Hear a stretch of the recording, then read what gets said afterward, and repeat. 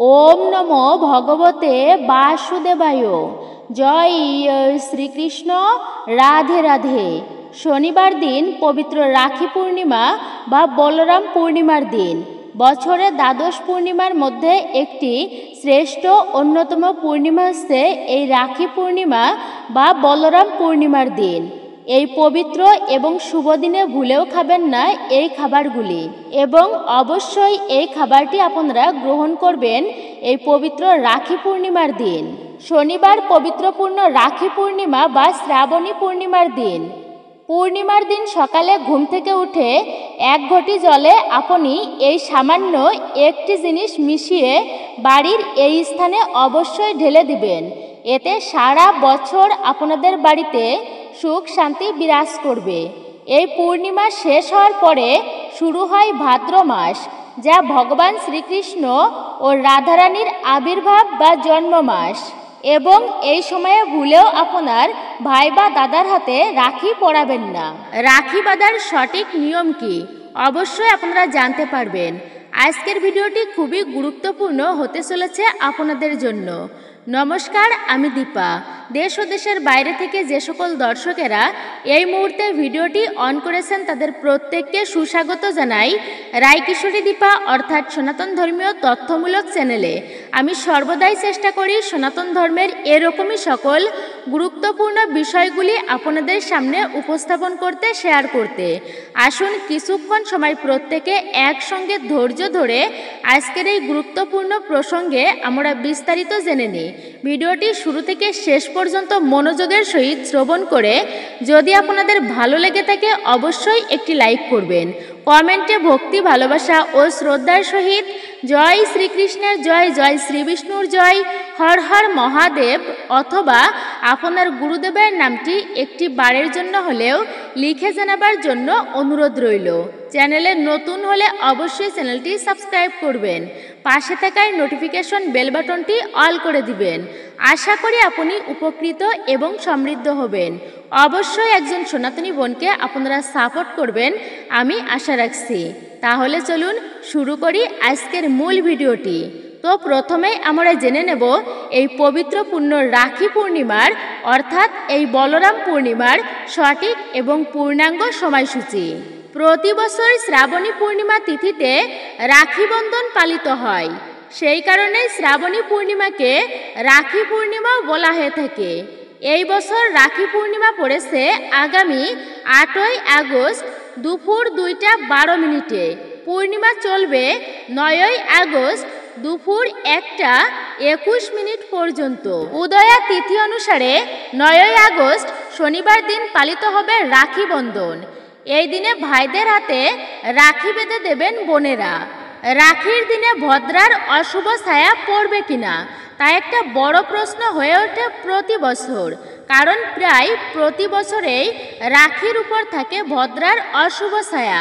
ভদ্রা চলাকালীন রাখি পরানো উচিত নয়, তাই ভদ্রা এড়িয়ে কোন সময় ভাইয়ের হাতে রাখি পরানো যাবে তা খুঁজতে থাকেন বোনেরা বা দিদিরা। তবে এই বছর রাখি বন্ধন ভদ্রার ছায়া থেকে মুক্ত থাকছে। রাখি পূর্ণিমায় ভদ্রা পড়েছে 8ই আগস্ট বেলা 2টা 12 মিনিট থেকে রাত 1টা 52 মিনিট পর্যন্ত। যেহেতু রাখি বন্ধন 9ই আগস্ট পালিত হবে, তাই এই বছর রাখিতে ভদ্রার ছায়া থাকছে না। রাখির দিনে অনেক সময় বোনেরা উপবাস পালন করেন। ভাইয়ের হাতে রাখি পরিয়ে তবেই তারা কিছু মুখে তোলেন, অর্থাৎ খাবার খান। শুভ সময় দেখেই রাখি পরানো উচিত। এই বছর ভাইয়ের হাতে রাখি বাঁধার শুভ সময় পড়েছে 9ই আগস্ট সকাল 5টা 35 মিনিট থেকে দুপুর 1টা 24 মিনিটের মধ্যে। 12টা থেকে 12টা 53 মিনিট পর্যন্ত থাকছে অভিজিৎ মুহূর্ত। এই সময়ের মধ্যে রাখি পরানোর বিশেষভাবে শুভ সময় হচ্ছে এটি। মহাভারতে আছে একটি যুদ্ধে শ্রীকৃষ্ণের কবজিতে আঘাত লেগে রক্তপাত শুরু হলে পাণ্ডবদের স্ত্রী দ্রৌপদী তার শাড়ির আঁচল খানিকটা ছিঁড়ে কৃষ্ণের হাতে বেঁধে দেন। এতে কৃষ্ণ অভিভূত হয়ে যান। দ্রৌপদী তার অনাত্মীয়া হলেও তিনি দ্রৌপদীকে নিজের বোন বলে ঘোষণা করেন এবং দ্রৌপদীকে এর প্রতিদান দেবেন বলে প্রতিশ্রুতি দেন। বহু বছর পরে পাশা খেলায় কৌরবরা দ্রৌপদীকে অপমান করে তার বস্ত্রহরণ করতে গেলে কৃষ্ণ দ্রৌপদীর সম্মান রক্ষা করে সেই প্রতিদান দেন। এইভাবে রাখি বন্ধনের প্রচলন হয়। অন্য একটি গল্পে রয়েছে, দৈত্য রাজা বলি ছিলেন শ্রীবিষ্ণুর ভক্ত। বিষ্ণু বৈকুণ্ঠ ছেড়ে বলির রাজ্য রক্ষা করতে চলে এসেছিলেন। শ্রীবিষ্ণুর স্ত্রী দেবী মাতা লক্ষ্মী স্বামীকে ফিরে পাওয়ার জন্য এক সাধারণ মেয়ের ছদ্মবেশে বলিরাজের কাছে আসেন। লক্ষ্মী বলিকে বলেন তার স্বামী নিরুদ্দেশ হয়েছেন, যতদিন তার স্বামী ফিরে না আসেন ততদিন যেন বলিরাজা তাকে আশ্রয় দেন। বলিরাজা ছদ্মবেশী লক্ষ্মী দেবীকে আশ্রয় দিতে রাজি হন। শ্রাবণ পূর্ণিমার উৎসবে লক্ষ্মী দেবী বলিরাজার হাতে একটি রাখি বেঁধে দেন। বলিরাজা এর কারণ জিজ্ঞাসা করলে লক্ষ্মী দেবী আত্মপরিচয় দিয়ে সব ঘটনা খুলে বলেন। এতে বলিরাজা মুগ্ধ হয়ে শ্রীবিষ্ণুকে বৈকুণ্ঠে ফিরে যেতে অনুরোধ করেন। বলিরাজা বিষ্ণু ও লক্ষ্মীর জন্য সর্বস্ব ত্যাগ করেন। সেই থেকেই শ্রাবণ পূর্ণিমা তিথিটি বোনেরা রাখি বন্ধন হিসাবেই পালন করেন। আসুন বিস্তারিত জানবেন এই পবিত্র পূর্ণিমার দিনে কি কি কার্য করবেন আর কি কার্য করবেন না, কি খাবার খাবেন না আর কি খাবার খাবেন, এবং সকালবেলা এই দিন উঠে এক ঘটি জল কিভাবে কোথায় ঢালবেন। এমন কিছু কাজ যা আমাদের জীবনকে সৌভাগ্যে ভরিয়ে তোলেন। ভগবান শ্রীবিষ্ণু, প্রভু শিব এবং মাতা লক্ষ্মী দেবীর কৃপায় সেই ব্যক্তিদের মনোবাসনা অবশ্যই পূর্ণ করে দেন। কিন্তু এই পূর্ণিমার দিনে কিছু কিছু কার্য আমাদের জীবনে ডেকে আনে চরম দুর্ভাগ্য। শনিবার দিনে অর্থাৎ পূর্ণিমার দিনে খুব ভোরে ভোরে ঘুম থেকে উঠে সকাল করে স্নান করে এই শুভযোগে বা ব্রহ্ম মুহূর্তে ভগবানের কাছে মনস্কামনা বা মনোবাসনা জানালে, তার প্রার্থনা করলে তিনি তা অবশ্যই পূর্ণ করেন। আর এমন সময়ে স্নানের ফলে মানবের দুর্ভাগ্য দূরীভূত হয়, গ্রহদোষ জীবন থেকে নাশ হয় ব্যক্তিদের। তাই এই পূর্ণিমার দিনে আপনারা স্নানের জলে কয়েক ফোঁটা গঙ্গা জল এবং তুলসী পত্র মিশিয়ে আপনারা স্নান করুন। আপনার বাড়ির আশেপাশে যদি কোনো নদী থাকে তবে সেখানে গিয়ে আপনারা স্নান করে আসুন। আর যদি সম্ভব না হয় তাহলে বাড়িতেই স্নান করুন। স্নানের জলে গঙ্গা জল ও তুলসী পত্র মিশিয়ে নিন। যদি তাও সম্ভব না হয় তবে স্নানের সময় 3 বার মা গঙ্গার নাম স্মরণ করে তাই স্নান করবেন। এতে গঙ্গা স্নানের সমফল লাভ হয়। যেহেতু এটা শ্রাবণ মাস, মহাদেবের মাস, আর এই বিশেষ দিনে রাখি বন্ধনের দিনে ভাইয়ের মঙ্গলের জন্য মহামৃত্যুঞ্জয় মন্ত্র অবশ্যই জপ করুন বা ওম নমো ভগবতে বাসুদেবায় এই মন্ত্রটি আপনি 108 বার জপ করুন। ভগবানের কাছে পরিবারের মঙ্গলের জন্য প্রার্থনা করুন। এই পূর্ণিমাকে শ্রাবণী পূর্ণিমাও বলা হয়। শাস্ত্র মতে যে এই দিনে মহাদেবের নাম জপ করা, স্নান করা এবং দান করা এতে অত্যন্তই পুণ্য ফল প্রাপ্ত হয়, মনস্কামনা পূর্ণ হয় সেই ব্যক্তির, এবং ভক্তদের জীবন থেকে স্বয়ং ভগবান সকল দুর্ভাগ্য হরণ করে নেন। বিশেষ করে বলবো, এই দিনে আপনারা ভুলেও কাউকে খালি হাতে ফেরাবেন না বাড়ি থেকে। যদি অসহায় গরিব দুঃখী বা অতিথি আসে, চেষ্টা করবেন আপনার সাধ্য অনুযায়ী দান করা। এই পবিত্র দিনে ঝগড়া ঝামেলা বিবাদে একদমই জড়াবেন না। কারোর মনে এই বিশেষ দিনে আপনারা ভুলেও আঘাত করবেন না, দুঃখ যন্ত্রণা দেবেন না, কষ্ট দেবেন না কাউকে, নইলে নিজেরাই দুর্ভাগ্যকে আমন্ত্রণ করে আনবেন। অবশ্যই সতর্ক থাকবেন, গুরুজনদের সম্মান শ্রদ্ধা করুন।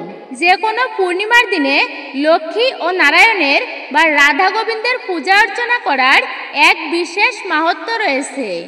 এমন দিনে তুলসী দেবীর পূজা অর্চনা করুন। তুলসী দেবীকে জল অর্পণ করুন অবশ্যই। ভক্তি সহকারে একটি প্রদীপ অর্পণ করুন। গৃহে মা লক্ষ্মীর পাঁচালী পাঠ করা, গৃহে সন্ধ্যা আরতি করা অত্যন্তই শুভ এবং মঙ্গলজনক। পূর্ণিমার মতো শুভ দিনে গৃহে সত্যনারায়ণের পূজা করার রীতিও রয়েছে।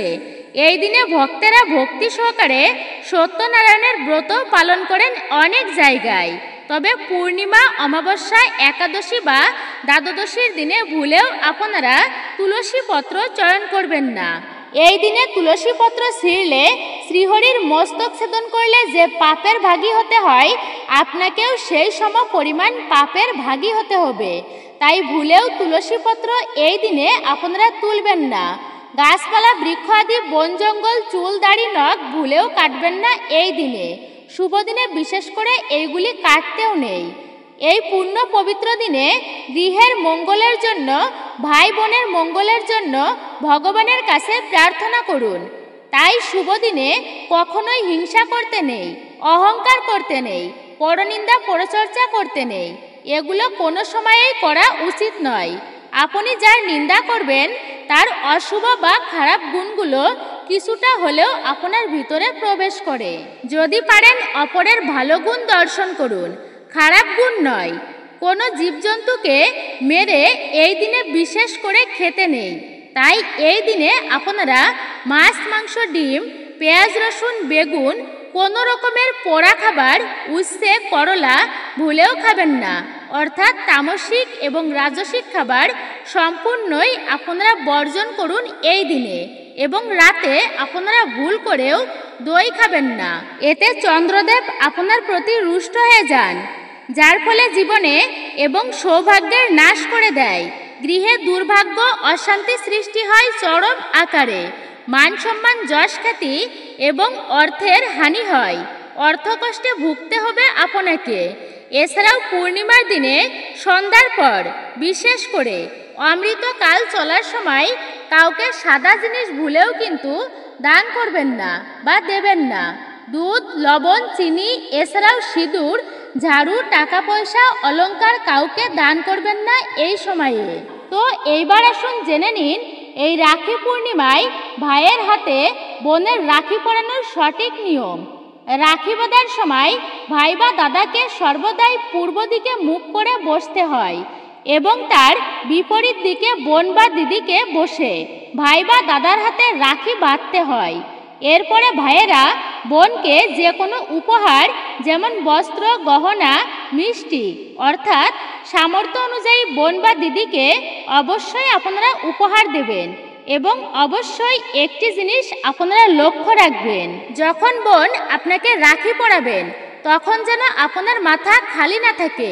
অর্থাৎ মাথায় যেন কোনো ধরনের কাপড় বা রুমাল বাঁধা থাকে। এক কথায় আপনার মাথা যেন ঢাকা থাকে। এবং ডান হাতেই আপনারা অবশ্যই রাখি বাঁধবেন।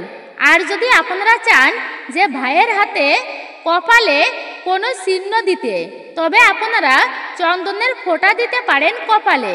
যেমনটা আপনাদের নিয়ম রয়েছে তেমনইভাবেই আপনারা পালন করবেন। এবং একে অপরকে মিষ্টিমুখ করাবেন এই দিনে। প্রদীপ প্রজ্বলন করবেন। সেই প্রদীপের থেকে তাপ নিয়ে আপনারা ভাইয়ের কপালে ও মুখে ছোঁয়াবেন। ছোটরা বড়দেরকে প্রণাম করবে এবং বড়রা ছোটদেরকে আশীর্বাদ করবেন। প্রতিটি ব্যক্তির জন্য সকালবেলা খুবই গুরুত্বপূর্ণ। ভোরে বা সকালে আমরা যা করব, যা দেখব, যা শুনব, তেমনি এনার্জিকে গৃহে আমরা আকর্ষণ করি। এরই জন্য প্রাচীন কাল থেকে মুনি ঋষিরা সকালের সময়কে খুবই গুরুত্ব দিয়েছেন। প্রাচীনকালে এই জন্য বেশিরভাগ মানুষেরা ব্রহ্ম মুহূর্তে বা খুব সকাল সকাল ঘুম থেকে উঠতেন এবং ঘুম থেকে উঠেই তারা তাদের গৃহের সদর দরজা এবং বাড়ির আঙিনা বা উঠানে কিছু কার্য করতেন। কিন্তু আমরা বর্তমানে ব্যস্ততার মধ্য দিয়ে যাই, তাই এই কার্যগুলো আমরা করতে পারি না। তাই এর জন্য আপনারা ঘুম থেকে উঠেই এক ঘটি জল নিয়েই যদি আপনার বাড়ির মূল দরজার সামনে এই কার্যটি করতে পারেন, তো নিশ্চিত আপনাদের বাড়িতে আর্থিক উন্নতি হবেই হবে। বাড়িতে পুনরায় সুখ শান্তি ফিরে আসবে। কারণ এই কার্যটি আপনাদের বাড়ি থেকে সমস্ত রকমের গ্রহদোষ নাশ করে দেয়, অশুভ শক্তিকে বাড়ি থেকে বের করে দেয়। এর ফলে সহজেই বাড়িতে দৈব শক্তির আগমন ঘটে। মাতা লক্ষ্মী দেবীর বিশেষ কৃপা হয়। এই কার্যটির কৃপা বিশেষ করে অনেক রয়েছে। তবে যদি আপনারা একটুকু ভুল করে ফেলেন, তার কৃপা কিন্তু আপনারা পাবেন না। তাই অবশ্যই মনোযোগ সহকারে আপনারা সম্পূর্ণ ভিডিওটি শ্রবণ করুন। বাস্তুশাস্ত্র অনুসারে সকালে ঘুম থেকে ওঠার পর কিছু কার্য আমাদের বাড়িতে ইতিবাচক শক্তিকে আকৃষ্ট করে, আবার কিছু কার্য আমাদের বাড়িকে অশুভ শক্তি আকর্ষিত করে। তাই সকলের এই প্রসঙ্গে জানা খুবই জরুরি। এর ফলে কিছুদিনের মধ্যেই আপনারা বাড়িতে সুফল নিজেরাই অনুভব করতে পারবেন। পরিবারের মধ্যে পুনরায় সুখ শান্তি সমৃদ্ধি বৃদ্ধি পাবে। কারণ আমরা অনেকেই না জেনেই এই সমস্ত ভুল প্রতিদিন করেই চলেছি। তাই এর জন্য প্রত্যেক মানুষের জীবনে বর্তমানে কত সমস্যায় পড়তে হয়। অনেক সমস্যা বর্তমান রয়েছে, তাদের মধ্যে আপনারা যদি এই সমস্যাগুলো থেকে সহজেই বেরিয়ে আসতে চান, আমাদের মধ্যে বেশিরভাগ মানুষই সকালে ঘুম থেকে উঠেই আয়নার সামনে দাঁড়িয়ে পড়ে। এটা কিন্তু একটা খুবই খারাপ অভ্যাস। ভুলেও এটি কিন্তু আপনারা করবেন না। কারণ আয়না কি করে, সারা রাত আমাদের গৃহে যে নেগেটিভ এনার্জি রয়েছে, আয়না আমাদের গৃহের অশুভ শক্তিকে শোষণ করে নেয়। এবং যখন আপনি সকালবেলায় ঘুম থেকে উঠে আয়নার সামনে গিয়ে দাঁড়িয়ে পড়বেন, সেই অশুভ শক্তিকে আয়না আপনার মাঝে প্রতিফলিত করে। এর ফলে আপনার শান্ত মেজাজ আর শান্ত থাকে না, আপনার মাথা গরম হয়ে যায় একটুতেই, কোনো কাজে মন সঠিকভাবে বসাতে পারেন না, ফলে এর সুফল আসে না। তাই আপনারা সকালে ঘুম থেকে উঠেই একেবারেই আপনারা এই কার্যটি করবেন না। এরপর আপনারা কি করবেন, আর তা হলো যে কোনো একটি ঘটিতে জল ভরে রাতের বেলায় আপনারা খাবারের স্থানে বা বাড়ির দরজার সামনে রেখে দেবেন। এরপরে সকালে যখন ঘুম থেকে উঠবেন, আপনারা সেই জল নিয়ে বাড়ির সদর দরজার ভিতর দিক দিয়ে দাঁড়িয়ে বাইরের দিকে মুখ করে সেই জল আপনারা কিছুটা ডান দিকে এবং বাম দিকে ফেলে দেবেন। এতে আপনাদের বাড়ি থেকে গ্রহদোষ কাটবে। এবং প্রতিনিয়ত যদি আপনারা এই প্রক্রিয়াটি করতে পারেন, তো আপনাদের নিশ্চিতভাবে আর্থিক উন্নতি করতে পারবেন অবশ্যই। কারণ এই ক্রিয়াটি এতটাই শক্তিশালী যে অল্প কিছুদিনের মধ্যেই এই প্রক্রিয়াটি করার ফলে গৃহে মা লক্ষ্মীর আগমন হয়, আর্থিক দিক থেকে সুফল আসে বিশেষ করে।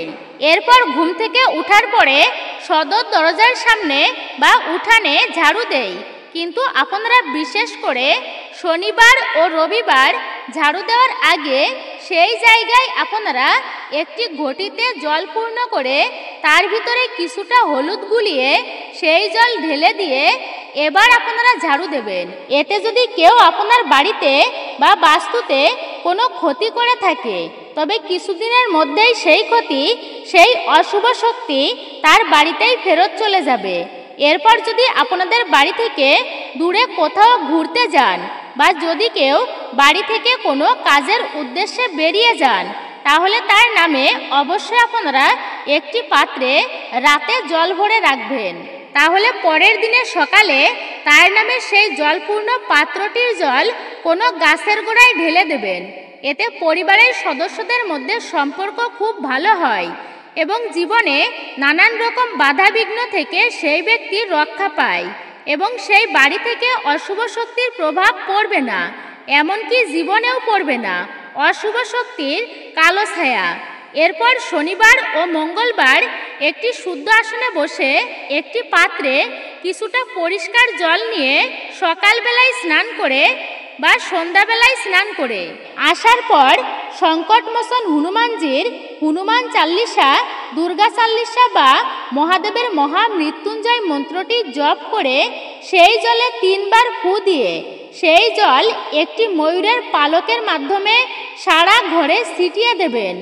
এই কার্যটি যদি আপনারা প্রতিদিন করতে পারেন তাহলে তা অত্যন্তই শুভ। কিন্তু কথা হলো, যদি এই কার্যটি করতে না পারেন তবে বিশেষ করে শনিবার ও মঙ্গলবার এই কাজটি আপনারা করতে একদমই ভুলবেন না। এই কাজটি হনুমান চাল্লিশা পাঠ করে যদি আপনারা প্রথম দিন শুরু করেন, তবে হনুমান চাল্লিশা পাঠ করেই আপনারা করবেন। যদি মহামৃত্যুঞ্জয় মন্ত্র জপ করে শুরু করেন, তবে এটিই জপ করবেন প্রতিদিন। আর যদি ভগবান শ্রীবিষ্ণুর ওম নমো ভগবতে বাসুদেবায় এই মন্ত্রটি জপ করে শুরু করেন, তবে এটি আপনারা প্রতিনিয়ত জপ করে এই কার্যটি করবেন। এবং আপনারা বিশেষ করে এই পূর্ণিমার দিনে এই খাবার গ্রহণ করবেন। আর তা হলো ঠাকুরের প্রসাদ। এছাড়া ক্ষীর, ননি, মাখন যদি সম্ভব হয় অবশ্যই খাবেন। এই দিনে সাত্ত্বিক আহার করবেন। নারিকেল এবং বেলফল অবশ্যই একটু হলেও মুখে তুলবেন, অর্থাৎ খাবেন। এই দিনে তেতো বা টক খাবার একদমই খাবেন না। এর পরিবর্তে মিষ্টি জাতীয় খাবার অবশ্যই আপনারা খাবেন। হরে কৃষ্ণ কৃষ্ণ কৃষ্ণ হরে হরে, হরে রাম রাম রাম হরে হরে। জয় শ্রীকৃষ্ণ, রাধে রাধে। তো মূলত এটাই ছিল আমাদের আজকের ভিডিওটি আপনার কাছে কেমন লেগেছে আপনার মূল্যবান মতামত জানাতে একদমই ভুলবেন না। যদি ভালো লেগে থাকে অবশ্যই একটি লাইক করবেন। কমেন্টে ভক্তি, ভালোবাসা ও শ্রদ্ধার সহিত জয় শ্রী বিষ্ণুর জয়, জয় শ্রীকৃষ্ণের জয়, জয় মাতা লক্ষ্মী দেবীর জয়, হর হর মহাদেব অথবা আপনার আরাধ্য দেবদেবীর নামটি একটি বারের জন্য হলেও লিখে জানাবার জন্য অনুরোধ রইল। চ্যানেলে নতুন হলে অবশ্যই চ্যানেলটি কিন্তু সাবস্ক্রাইব করবেন। পাশে থাকার নোটিফিকেশন বেল বাটনটি অল করে দিবেন। আর অবশ্যই একজন সনাতনী বোনকে আপনারা সাপোর্ট করবেন আমি আশা রাখছি। সকলে ভালো থাকুন, সুস্থ থাকুন, পরম করুণাময় ঈশ্বরের অশেষ কৃপায় নিশ্চয়ই একটুকু হলেও আপনি উপকৃত হয়েছেন। তো আবারও আপনাদের সাথে কথা হবে নতুন কোনো ভিডিওর প্রসঙ্গে।